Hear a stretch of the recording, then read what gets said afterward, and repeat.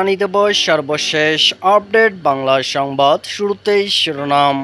শুরুতেই জানিয়ে দেব একটি ভয়ঙ্কর গুরুত্বপূর্ণ সংবাদ। শেখ হাসিনার পদত্যাগপত্র দেখাতে না পারলে জাতিসংঘ থেকে শর্ত আরোপের পাশাপাশি অন্তর্বর্তীকালীন সরকারকে বাতিল বলে গণ্য করা হবে। তখন সেনাপ্রধান ক্ষমতা গ্রহণ করে শেখ হাসিনাকে দেশে ফেরত এনে সাংবিধানিক নিয়মে ক্ষমতা বুঝিয়ে দেবেন। থাকছে বিস্তারিত প্রতিবেদনে। পর জানিয়ে দেব গণ অভ্যুত্থানের সাফল্য ব্যাহত করার আলামত দেখতে পারছি বললেন তারেক রহমান। থাকছে বিস্তারিত প্রতিবেদনে। এবং সবশেষে জানিয়ে দেব কোথায় রয়েছেন শেখ হাসিনা, গোপন তথ্য প্রকাশ্যে। থাকছে বিস্তারিত প্রতিবেদনে। এতক্ষণ শিরোনাম শুনছিলেন, এবার বিস্তারিত। শেখ হাসিনার পদত্যাগপত্র দেখাতে না পারলে জাতিসংঘ থেকে শর্ত আরোপের পাশাপাশি অন্তর্বর্তীকালীন সরকারকে বাতিল বলে গণ্য করা হবে। তখন সেনাপ্রধান ক্ষমতা গ্রহণ করে শেখ হাসিনাকে দেশে ফেরত এনে সাংবিধানিক নিয়মে ক্ষমতা বুঝিয়ে দেবেন। ছাত্র জনতার আন্দোলনের মুখে গত 5 আগস্ট পতন ঘটে শেখ হাসিনার সরকারের। দেশ ছেড়ে ভারতে চলে যান তৎকালীন প্রধানমন্ত্রী আওয়ামী লীগ সভাপতি শেখ হাসিনা। তার দাবি, সংবিধান অনুযায়ী তিনি এখনও দেশের বৈধ প্রধানমন্ত্রী। সামাজিক যোগাযোগ মাধ্যমে ভাইরাল হওয়া একটি ফোনালাপে এমন দাবি করেছেন তিনি। তার দাবি, দেশ ছাড়ার আগে তিনি পদত্যাগ করতে চেয়েছিলেন, কিন্তু নিরাপত্তার কারণে গণভবন থেকে বঙ্গভবনে গিয়ে রাষ্ট্রপতির কাছে পদত্যাগপত্র জমা দিতে পারেননি। তার এমন দাবির পরিপ্রেক্ষিতে ফেসবুকে কাতার ভিত্তিক সম্প্রচার মাধ্যম আল জাজিরার বরাত দিয়ে বেশ কিছু দাবি ছড়িয়ে পড়েছে। দাবি করা হচ্ছে, আগামী 7 দিনের মধ্যে শেখ হাসিনার পদত্যাগপত্র জাতিসংঘ সদর দপ্তরে জমা দিতে না পারলে বাংলাদেশের সেনাবাহিনীর ওপর নিষেধাজ্ঞা আরোপ করবে জাতিসংঘ। গতকাল দিবাগত রাত থেকে ভাইরাল হওয়া বিভিন্ন পোস্টে এসব দাবি করা হয়েছে। পোস্টগুলোতে দাবি করা হয়, রাশিয়া, সংযুক্ত আরব আমিরাতের রিট এবং ভারত, চীনসহ বিভিন্ন রাষ্ট্রের সমর্থনের ফলে এই সিদ্ধান্ত নেওয়া হয়েছে।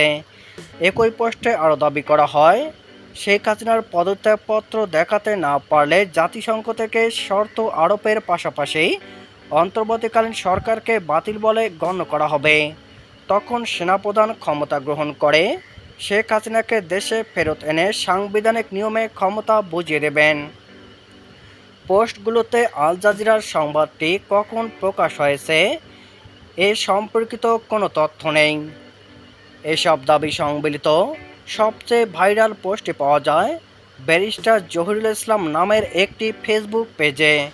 পোস্টটি আজ শনিবার বিকেল 4টা পর্যন্ত 850-এর বেশি শেয়ার হয়েছে। রিয়েকশন পড়েছে প্রায় 5000 এবং 1200-এর মতো কমেন্ট পড়েছে। এসব কমেন্টগুলোর অধিকাংশ পোস্টে উল্লেখিত দাবিগুলোর সমর্থন করা।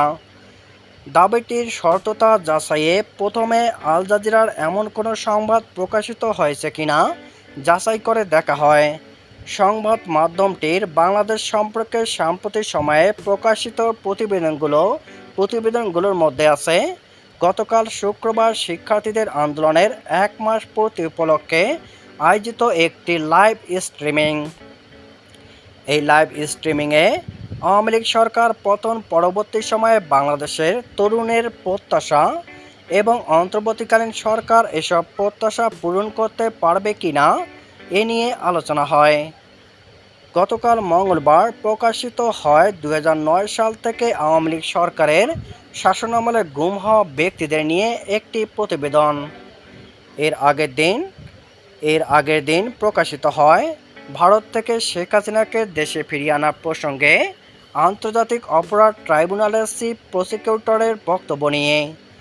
যাচাই সংবাদ মাধ্যমটির ওয়েবসাইটে 7 দিনের মধ্যে সাবেক প্রধানমন্ত্রী শেখ হাসিনার পদত্যাগপত্র জাতিসংঘে জমা দেওয়া, এতে ব্যর্থ হলে সেনাবাহিনীর ওপর জাতিসংঘের নিষেধাজ্ঞা আরোপসহ অন্যান্য দাবিগুলো নিয়ে কোনো প্রতিবেদন পাওয়া যায়নি। অর্থাৎ ফেসবুকে আল জাজিরার সূত্রে ভাইরাল হওয়া শেখ হাসিনার পদত্যাগপত্র জাতিসংঘে জমা দেওয়া, এতে ব্যর্থ হলে সেনাবাহিনীর ওপর জাতিসংঘের নিষেধাজ্ঞা আরোপসহ অন্যান্য দাবিগুলো ভিত্তিহীন। তবে এটি প্রথম নয়, এর আগে রাশিয়ার সংবাদ মাধ্যমের বরাতে জাতিসংঘে শেখ হাসিনা সরকারের বৈধ পদত্যাগপত্র জমা দিতে না পারায় ডক্টর ইউনূসকে হুমকি দিয়েছেন রাশিয়ার প্রেসিডেন্ট ভ্লাদিমির পুতিন। আর এই হুমকিকে সমর্থন করেছে চীন ও ভারত, এমন দাবিও সোশ্যাল মিডিয়ায় ভাইরাল হয়।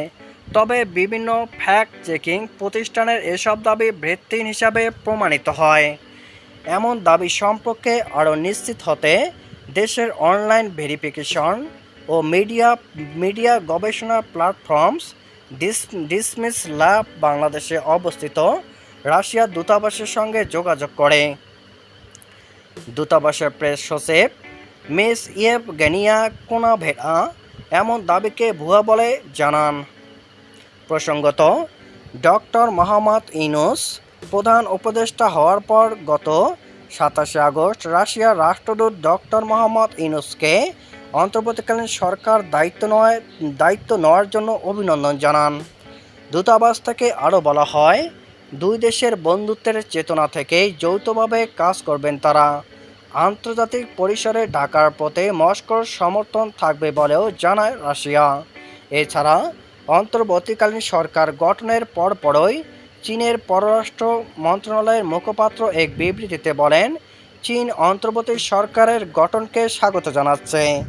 চীন কখনোই কোনো দেশের অভ্যন্তরীণ বিষয়ে হস্তক্ষেপ করে না। বাংলাদেশের মানুষ উন্নয়নের পথ বেছে নিয়েছে, চীন তাকে শ্রদ্ধা জানায়। বাংলাদেশের সঙ্গে সম্পর্ককে চীন খুবই গুরুত্ব দেয়। দুই দেশের মধ্যে বিভিন্ন ক্ষেত্রে তারা সম্পর্ককে এগিয়ে নিয়ে যেতে চায়। একই সময় ভারতের প্রধানমন্ত্রী নরেন্দ্র মোদীও অধ্যাপক ডক্টর মোহাম্মদ ইউনূসকে তার নতুন দায়িত্ব গ্রহণের জন্য শুভেচ্ছা জানান।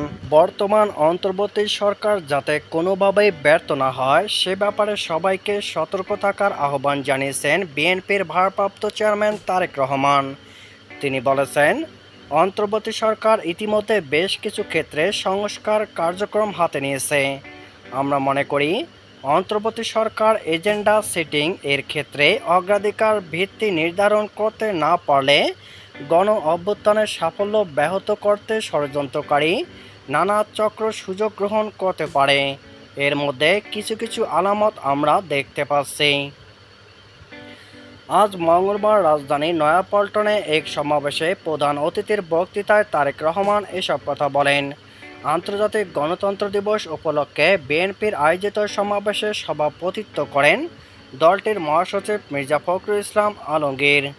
তারেক রহমান বলেন, বর্তমান অন্তর্বর্তী সরকার হাজারো শহীদের রক্তের বিনিময়ে লক্ষ কোটি জনতার অভ্যুত্থানের ফসল।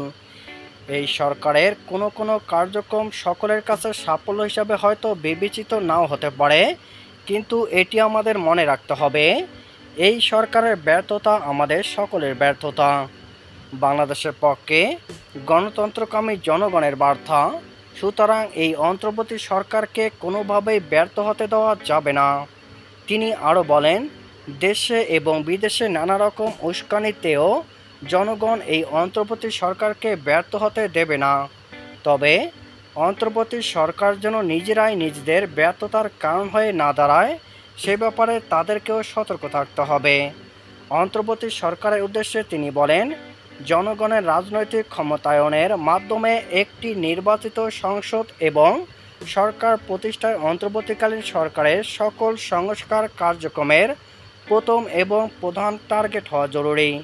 এর জন্যই আমরা মনে করি অগ্রাধিকার ভিত্তিতে জনগণের ভোটে নির্বাচিত প্রতিনিধিদের দিয়ে জবাবদিহিমূলক সরকার এবং সংসদ প্রতিষ্ঠার লক্ষ্যকে সামনে রেখে সংস্কার কার্যক্রম এগিয়ে নেওয়া দরকার। কারণ জনগণের ক্ষমতায়ন ছাড়া সংস্কারের কার্যক্রমের প্রক্রিয়ায় জনগণের সরাসরি সম্পৃক্ততা ছাড়া উন্নয়ন, গণতন্ত্র কিংবা কোনোটি টেকসই এবং কার্যকর হয় না। বাংলাদেশের সাবেক প্রধানমন্ত্রী শেখ হাসিনা দেশটিতে গণ অভ্যুত্থানের পর প্রধানমন্ত্রীর পদ থেকে পদত্যাগ করে ভারতে কার্যত পালিয়ে এসে আশ্রয় নেন। জানেন কি এই মুহূর্তে তিনি কোথায় রয়েছেন? যদিও কেন্দ্রীয় সরকার এই বিষয়ে মুখে কুলুপ এঁটে রয়েছেন। কোটা বিরোধী আন্দোলনের জেরে গত ৫ আগস্ট শেখ হাসিনা বাংলাদেশের প্রধানমন্ত্রীর পদ থেকে পদত্যাগ করেন এবং ভারতে আশ্রয় নেন। ২০০৯ সাল থেকে গত মাস পর্যন্ত টানা ১৫ বছর প্রধানমন্ত্রী থাকাকালীন সময়ে ভারতের সঙ্গে বরাবরই তিনি সুসম্পর্ক রেখে চলেছিলেন। ঠিক সেই কারণে ভারত তাকে সাময়িক আশ্রয় দিয়েছে। শেখ হাসিনা প্রধানমন্ত্রীর পদ থেকে পদত্যাগের পর সামরিক হেলিকপ্টারে চড়ে দিল্লির কাছে হিন্ডন বিমান ঘাঁটিতে অবতরণ করেন। সঙ্গে তার বোন শেখ রেহানা সহ ৭ সেনা কর্মকর্তা ছিলেন। ভারতের জাতীয় নিরাপত্তা উপদেষ্টা অজিত দেবাল ওই দিন শেখ হাসিনার সঙ্গে দেখা করেন। সূত্রের খবর, শেখ হাসিনা ভারতে বেশি দিন থাকতে চাননি। তিনি চেয়েছিলেন ইউরোপের কোনো দেশ, আমেরিকা বা সৌদি আরবে আশ্রয় নিতে। জানা গিয়েছে ইউরোপীয় দেশ ও যুক্তরাষ্ট্র তাকে রাজনৈতিক আশ্রয় দিতে রাজি হয়নি। এই কারণে শেখ হাসিনা গত ৪৫ দিন ভারতেই রয়েছেন। কড়া নিরাপত্তায় রয়েছেন বাংলাদেশের বিদায়ী প্রধানমন্ত্রী।